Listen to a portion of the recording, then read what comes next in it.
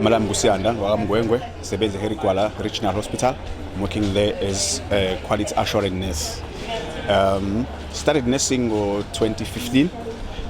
Mangiqala nursing into eyayingiqhuba noma eyayingigqugquzela kwaba ukuthi ngesikhathi ngimncane my mom got sick, wayegula uma wami, so mayingabe egula I had to take care of her, ngimnakekele ngayo yonke indlela kuyima ngiya esikoleni and all that.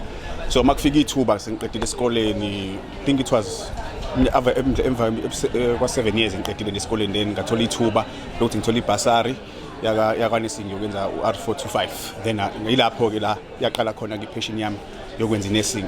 But mangiqala nursing ngifuna ukuqamba amanga, ngangekho ngagxilanga kakhulu, kodwa kuthe nje isikhathi masiqhubeka uthando lakhula ngibona ngikwazi ukusiza ngishintsha impilo zabantu and become positive like kubantu nasezimeni zabo, because umuntu mayisuke egula kahle usekumuntu olahlekelwe yithemba, so sekedunga umuntu ozomnikeza ithemba, ambuyisela ithemba nokuthi amtshele ukuthi khona kusengenzeka, amnakekele la esevele selahlwe khona abantu abaningi, even nabantu bomndeni basuke sebemlahlele, kodwa wena njengoba nje umhlengikazi noma umhlengi ufika ubuyisa ithemba kuleyo muntu. Ingakho sigqoka iuniform yethu lemhlophe, ngoba masifika nje umuntu abuyelwe yithemba ukuthi khona kusengenzeka noma esesimene ezibona engathi akekho omunye umuntu osamdinga nosamnakile.